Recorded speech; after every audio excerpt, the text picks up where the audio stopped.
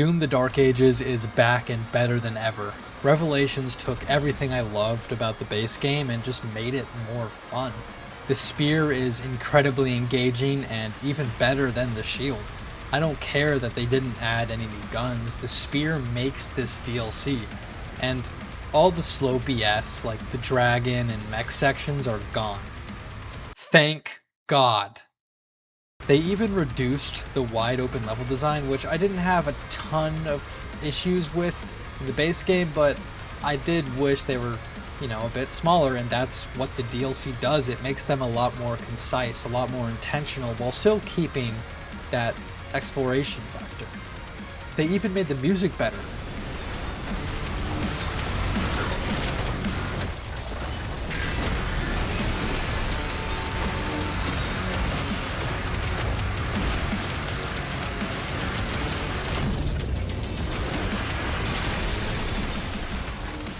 It's all a complete improvement overall.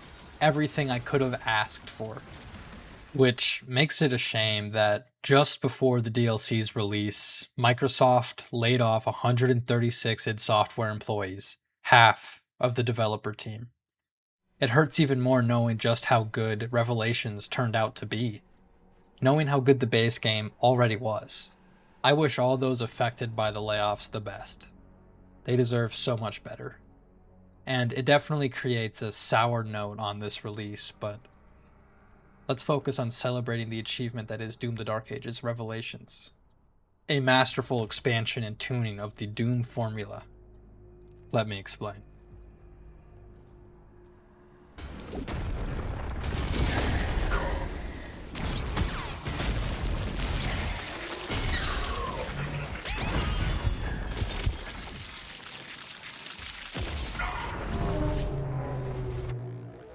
When I hopped into this DLC, I was a bit rusty.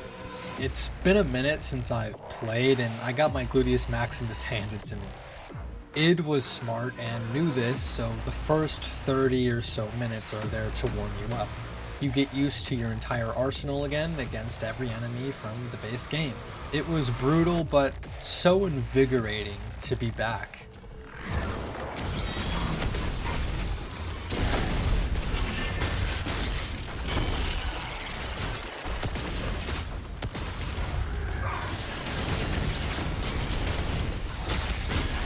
And I only kept dying after, mainly because of the spear, but make no mistake, this is not a criticism. The spear makes this feel like a whole new experience, separate from the base game. When you get your hands on it, you have to go through a whole new learning curve, and while it can be frustrating at first, once it clicks, it clicks. To see the true brilliance of the spear, let's look back at the shield.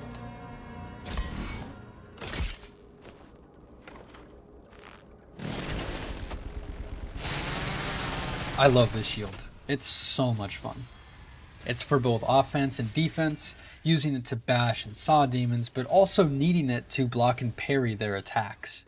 Bashing demons with it is not only useful for damage, but also traversal. It would make getting around very quick, but it was all horizontal movement in a straight line towards your target. Parry would act as a defensive-offensive option that falters demons, and you can eventually upgrade it to allow for a rune attack that devastates everything in front of you, which is always satisfying.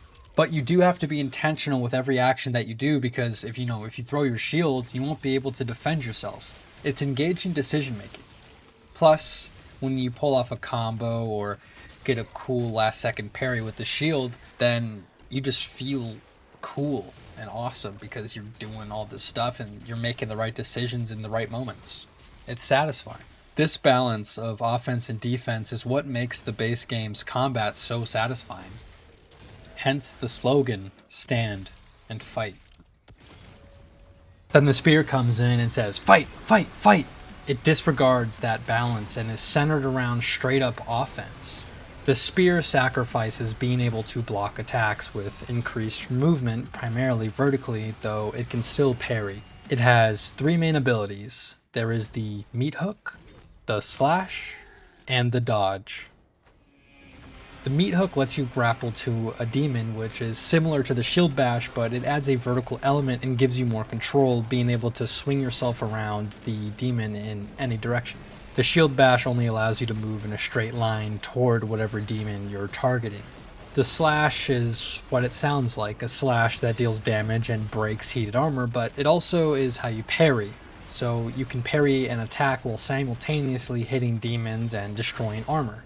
It may sound overpowered, but the slash isn't that strong, and you have to heat the armor first before destroying it with the slash, and the parry timing is delayed. Where the shield could instantly parry an attack as soon as you pressed the input, the spear has a short delay, meaning you have to be more precise with how you parry things, and when you miss a parry, you have to actually finish the slash animation, leaving you vulnerable. And if you ever missed a parry with the shield, you'd technically still be blocking, so you could reduce the damage of the incoming attack. With the spear, that is not the case. The dash is what really allows you to up the aggression, because this is a defensive option that doesn't interrupt anything. You can fight while easily evading attacks. To balance this, you are limited to 2 dashes that have a small timed recharge. I think this works to balance it out, so you can't just spam it and win. You have to actually time the dash.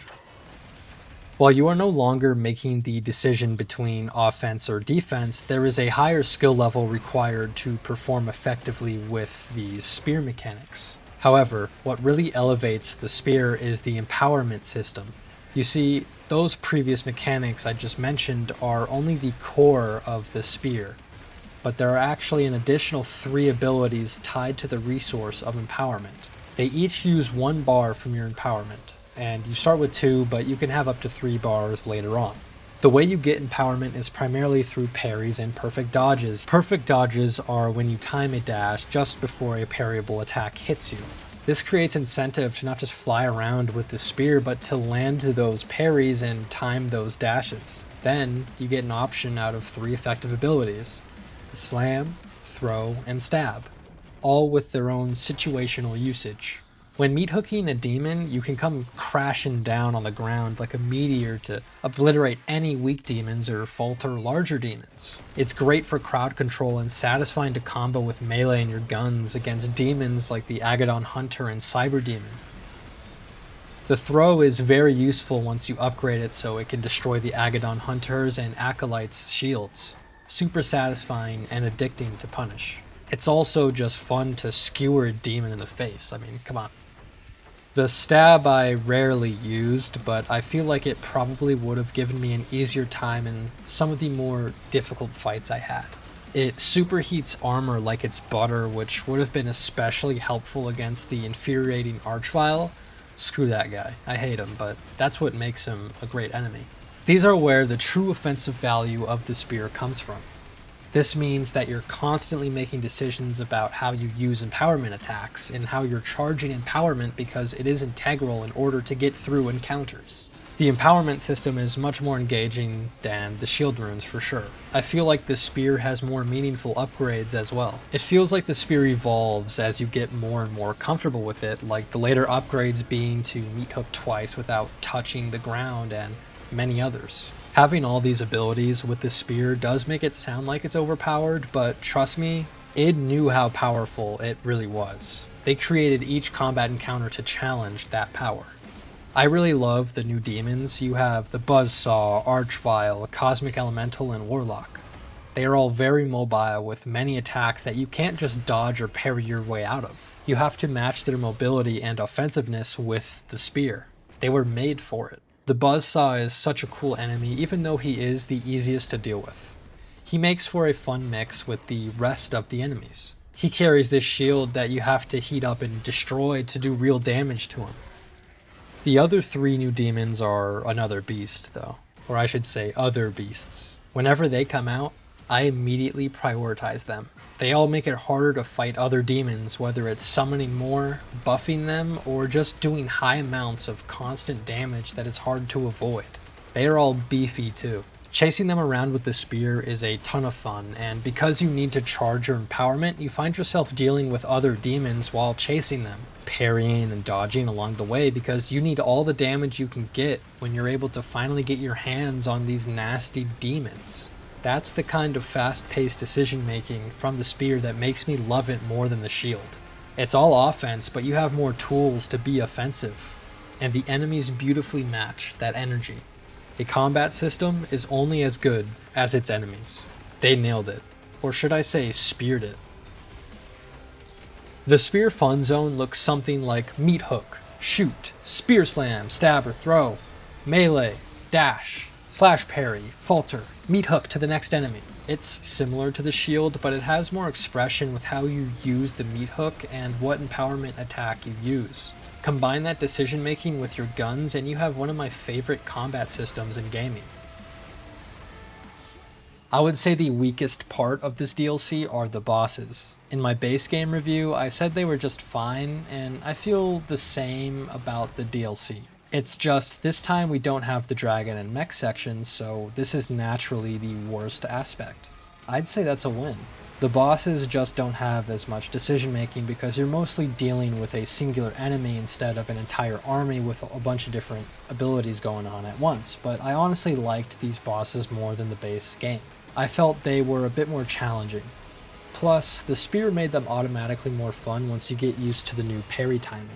Merrick is forgettable, but I really enjoyed the henchman. I felt like the spear justified the scale of the fight. It was a ton of fun to swing myself around the boss as I shoot and parry his attacks. I still would prefer an arena fight though. The secret final boss exists as well. He's the weakest for sure. At least there was some cool spear and shield stuff with him.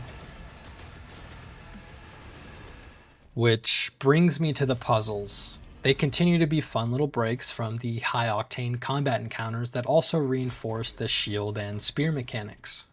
They are simple like the base game, but now you have access to the spear additionally to the shield. This allowed them to get more creative with the puzzles, having to use the shield to do one function and needing the spear for another. Yes, to top off all the great stuff I've already talked about with the spear, you get to use the shield simultaneously.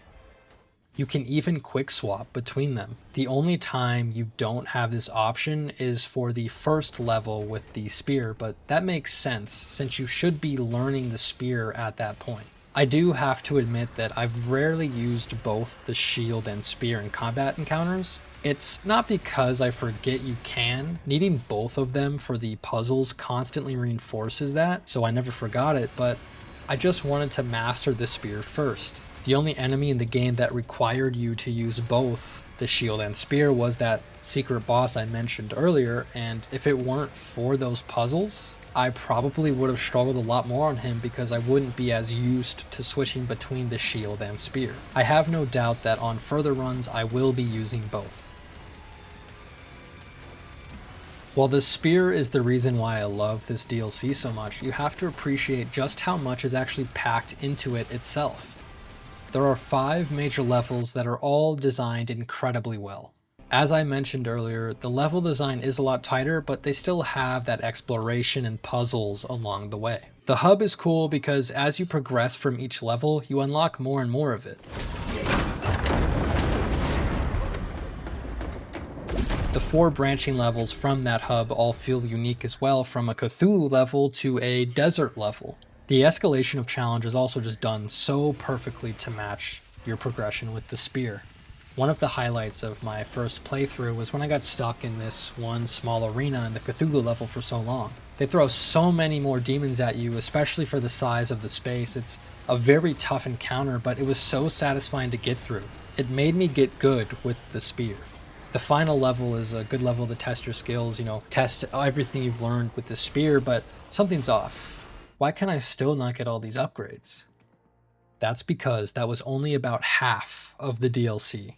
There is actually a massive endgame section with remixed main levels, classic levels, the secret boss, and 4 master arenas.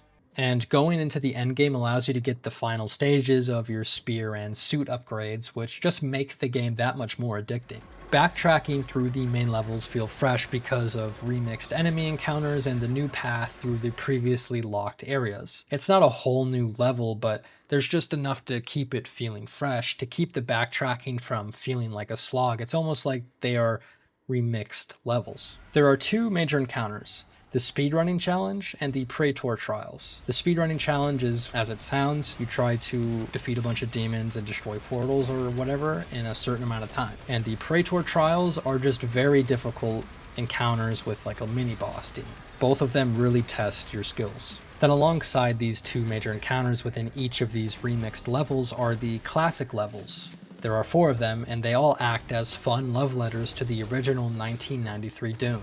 It makes me want to go back and play it. The best part is that when you complete all 4 classic levels, you are rewarded with the classic super shotgun that is indeed super. And once you complete all those major encounters, the speedrunning challenges and Praetor trials, you get access to the secret boss. Now, this boss does feel a bit tacked on. I already expressed how weak he is, but he is a nice little surprise.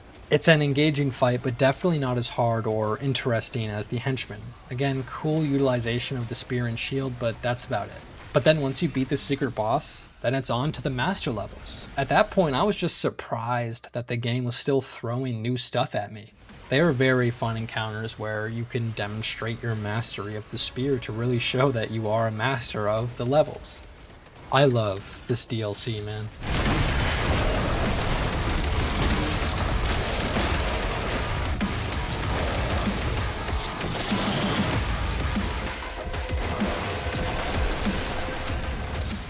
The best part is that this experience is only $20. Talk about a bargain.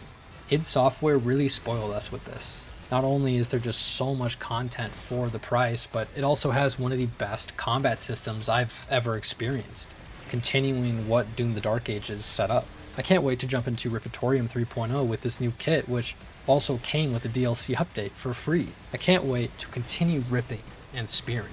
This is my favorite iteration of Doom. I really do wish the best to all the developers that were laid off. At least they can find some sort of solace in the masterpiece they ended up creating. Doom Revelations is true Spearfection.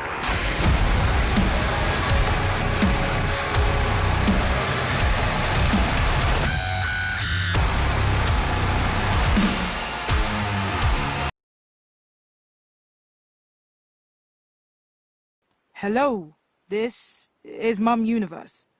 Yes, the children are playing swords. Sorry, playing with swords. They're bleeding. Oh no, they are dead. Don't call again.